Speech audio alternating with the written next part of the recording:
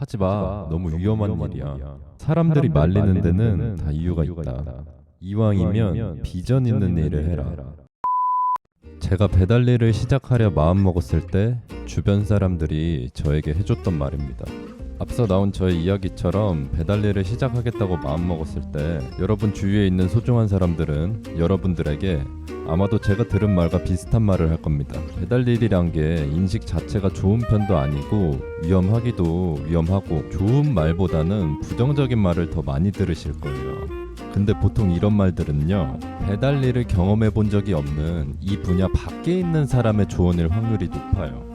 물론 그분들의 말이 틀린 말이라는 게 절대 아닙니다. 하지만 어떤 일을 시작하려고 선택하는 데 있어서는 반드시 그 분야의 종사자의 말도 같이 참고해서 선택하시는 게 좀 더 현명한 판단이 될 거라고 생각합니다.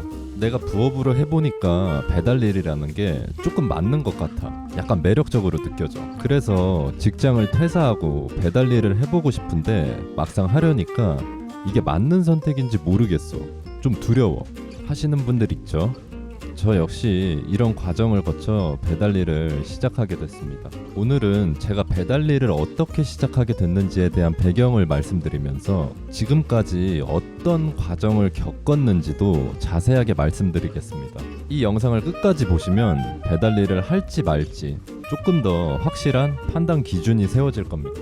그럼 지금부터 터트리의 배달 일대기를 시작해 보겠습니다.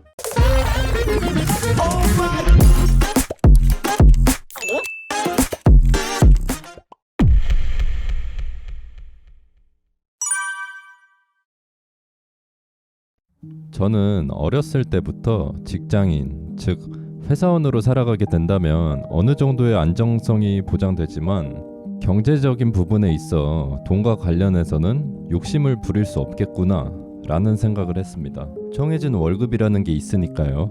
다른 사람들도 뭐 마찬가지겠지만 저는 어린 나이부터 돈을 많이 벌고 싶다는 욕심이 있었습니다. 그때 당시 어린 저는 이런 생각을 했어요. 세상 모든 것을 돈으로 해결할 순 없지만 어린 나의 시야로만 봐도 정말 대부분의 것들은 큰 돈이 있으면 웬만하면 해결된다 라고 생각했어요.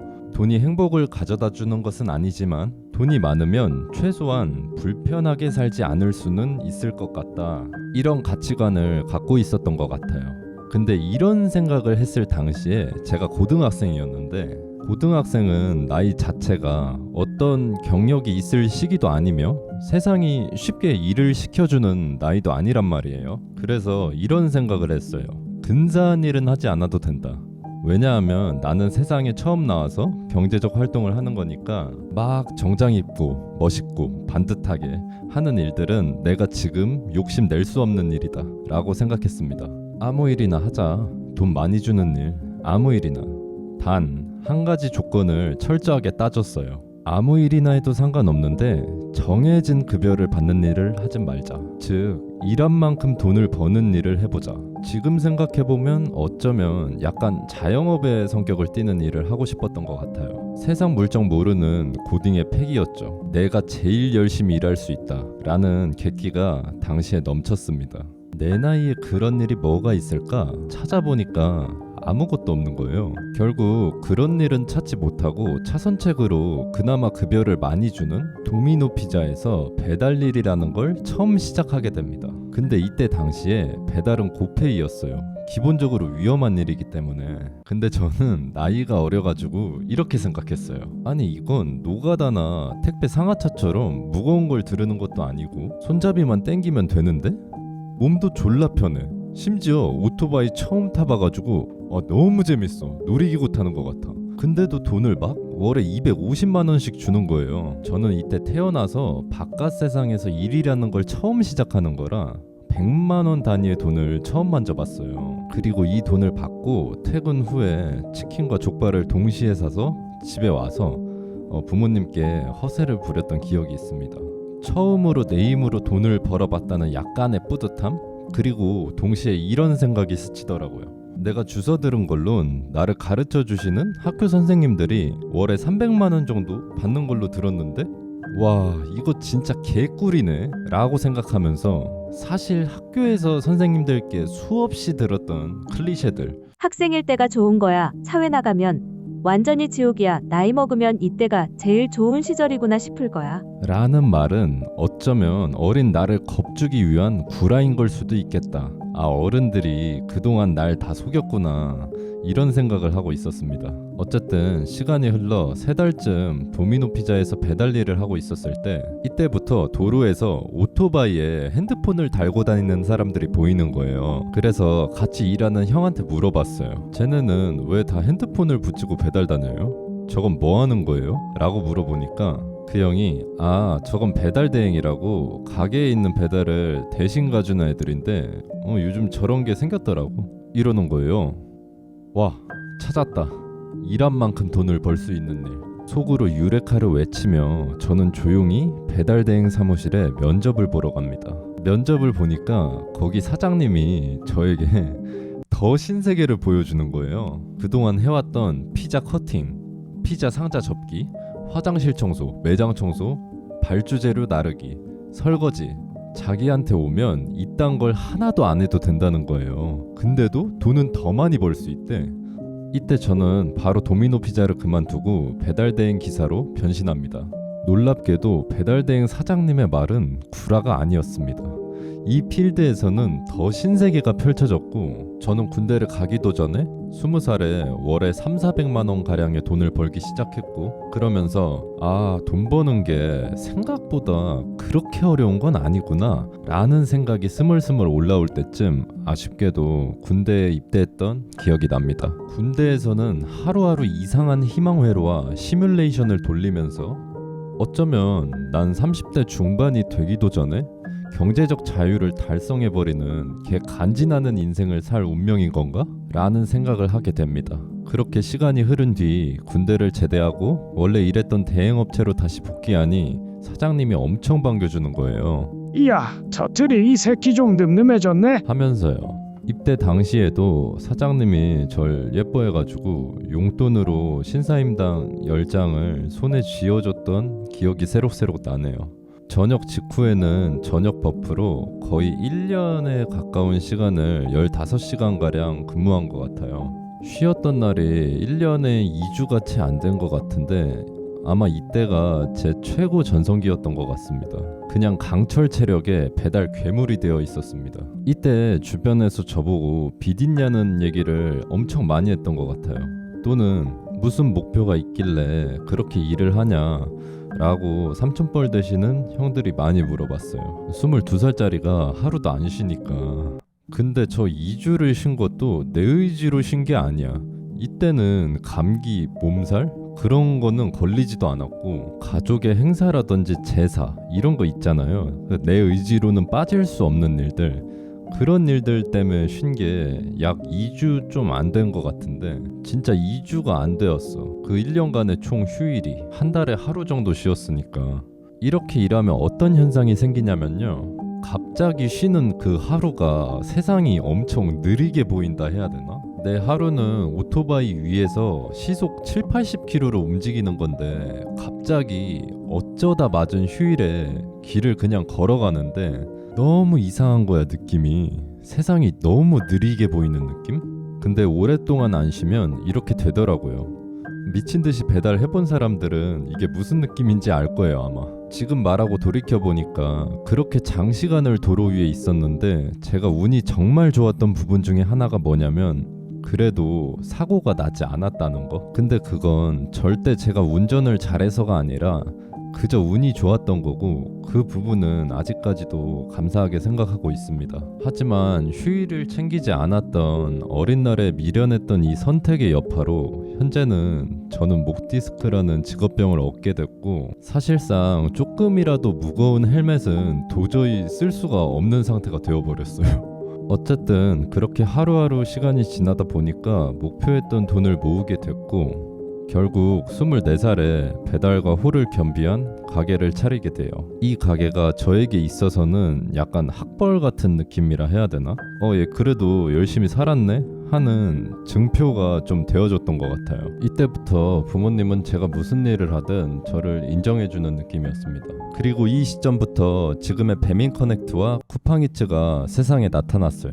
이 전까지는 기사의 시점에서 배달 플랫폼으로 쿠팡과 배민의 존재가 없었어요. 그때 있었던 게 배민라이더스, 이거 있었다. 제 기억으론 일반 대행이랑 배민라이더스가 끝이었어요. 사실 요식업에 대해서는 저는 완전히 무지했지만 사람의 시야라는 게 있잖아요. 당시에 배달 일만 했던 저로서는 내가 볼 수 있는 세상에서 돈을 제일 많이 버는 사람은 가게 사장님들이었어요. 배달하면서 보는 게 음식 장사하는 사람들밖에 없으니까 그게 최고로 보인 거죠. 근데 가게를 차릴 당시 코로나가 터집니다. 여기서 저는 한 번 더 시기적인 운빨을 크게 받아요. 배달량이 그냥 폭주를 하는 거야. 가게를 차리자마자. 솔직히 내가 딱히 한 노력도 없는데 초반에 배민 리뷰 100개를 딱 채우니까 배달량이 폭주를 하는 거야. 근데 저는 가게를 차리고 초반에 그만두고 싶다는 생각을 너무 많이 했던 것 같아요. 제가 일을 너무 못하는 거예요. 음식 만지는 걸 해본 적이 없으니까. 그니까 고민도 없이 그냥 객기로 가게를 차렸는데 예상한 것보다 더 주문이 미어터지니까 이때 와, 벽이 느껴지더라고요. 솔직히 정말 하기 싫었는데 이 악물고 한 이유가 남들은 보통 가게가 안 돼서 접을 생각에 고통스러워하지 바빠서 고통스러워하지 않잖아요. 그렇게 생각하니까 또 제가 너무 배부른 소리 하는 놈이 돼버리더라고요. 꾹 참고 1년 반 정도 하니까 가게가 자리가 점점 잡히면서 음식은 직원이 하고 배달은 제가 직접 뛰고 제가 못 가는 건 대행 부르고 이런 형태가 되더라고요. 제 하루가 또 그냥 배달원처럼 돼 있는 거예요. 여기서 제가 또 회의감을 느낍니다. 근데 웃긴 건 그 회의감이 배달하기 싫다가 아니라 오히려 그 반대였어요. 음식 만들고 재료 발주하고 알바생들 잘 나왔나 확인하고 배민 리뷰하고 이런 거 다 신경 끄고 다시 그냥 배달만 하고 싶다라는 생각이 들더라고요. 아, 배달 일이 진짜 졸라 마음 편하게 돈 버는 일이구나 라는 걸 깨닫게 되는 시점이었던 것 같고 결정적으로 그동안 쉬지 않고 미친 듯이 일해왔던 그 여파로 번아웃이 온 것 같아요. 이때 처음으로 지쳐 있다는 게 느껴졌어요. 사실 저는 제가 지칠 줄 모르는 인간이라 생각해왔거든요.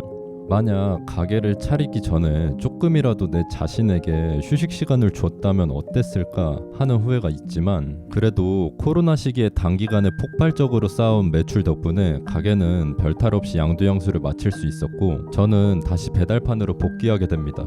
근데 가게를 넘기고 다시 홀가분한 마음으로 배달판에 돌아왔을 때는 음식 배달이 아니라 퀵서비스에 도전해보고 싶은 거예요. 그래서 바로 시작해봤는데 일을 할 줄 몰라서 돈은 얼마 못 벌었지만 음식 배달에 비해 너무 재밌는 거예요. 사람들은 매일 하면 질린다는데 솔직히 저는 지금도 별로 안 질리거든요. 무슨 느낌이냐면 이거는 진짜 매일 여행을 가는 느낌이라 해야 되나?